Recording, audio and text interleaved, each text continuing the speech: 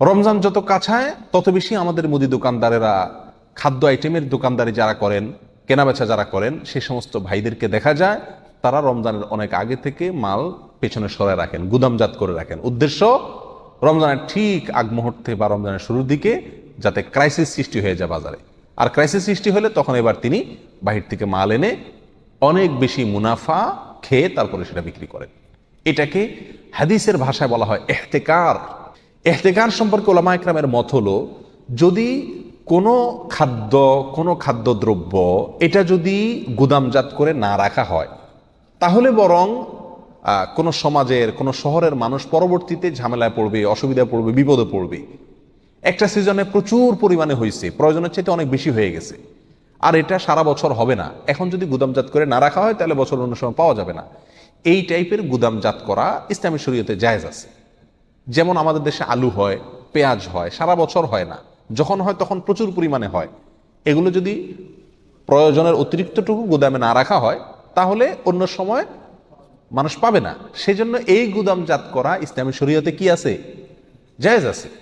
কিন্তু এর বাইরে এই রমজান উপলক্ষে যে গুদামজাত করা হয়ে থাকে, চিনি সরায় রাখা হয়, ছোলা সরায় রাখা হয়, বেগুন মার্কেট আউট করে দেওয়া হয়, আপনার কাঁচামরিচ এগুলো সরায় রাখা হয়। উদ্দেশ্য যে রমজান কাছায় গেলে যখন ক্রাইসিস শুরু হবে তখন এগুলো বের করে বেশি দামে বিক্রি করা। এই গুদামজাত করা সম্পর্কে সংখ্যাগরিষ্ঠ ওলামা ইকরামের মত হলো এটা হারাম একটি কাজ। অবশ্য কোন কোন ওলামা ইকরামের মত এটা মাকরুহে তাহরিমি, সর্বাবস্থা এটা নিষিদ্ধ এবং প্রচন্ড ভয়াবহ একটি কাজ। আল্লাহ আমাদেরকে মাফ করুন। রমজানের আগে অর্থাৎ শাবান মাস থেকে সাহাবা ইকরাম রাদিয়াল্লাহু আনহুম এবং সালাফ তারা যাকাত দেওয়া শুরু করতেন, সদকা দেওয়া শুরু করতেন। উদ্দেশ্য এই যাকাত এবং সদকা নিয়ে গরিব মানুষ যাতে রমজানে ভালোভাবে আল্লাহর ইবাদত করতে পারে, তাদেরকে সহযোগিতা করতেন রমজান আসার আগে।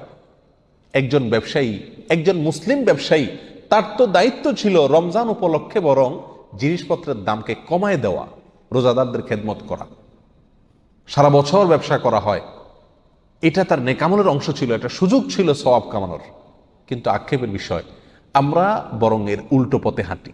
আমাদের ব্যবসায়ী ভাইরা এর উল্টো পথে হাঁটেন, বেশিরভাগ ব্যবসায়ীরাই এর উল্টো পথে হেঁটে থাকেন। মনে রাখতে হবে, এই টাইপের গুদামজাত করে যদি আপনি বাজার ক্রাইসিস সৃষ্টি করেন, ক্রাইসিস সৃষ্টি করে জিনিসের দাম বাড়ায় দেন, এরপরে বেশি দামে আপনি বিক্রি করেন, তো আপনার জন্য এই কর্ম হারাম কর্ম। আপনার এই রমজান কোনো কল্যাণ আপনার জন্য বয়ে আনবে না। আল্লাহ তাআলা আমাদের ব্যবসায়ী ভাইদের মধ্যে সুবোধ দান করুন, তাদেরকে সুমতি দান করুন। আর আমাদেরও উচিত রমজান আসলে খাই খাই ভাবটা কমায় দেওয়া। ব্যবসায়ীরাও বুঝে ফেলছে যে আমাদের দেশের মানুষেরা রমজান মাস আসলে খাই খাই ভাব বেড়ে যায়। সারা বছর নাস্তায় এত আইটেম খায় না, রমজান ইফতারিতে যত আইটেম খায়।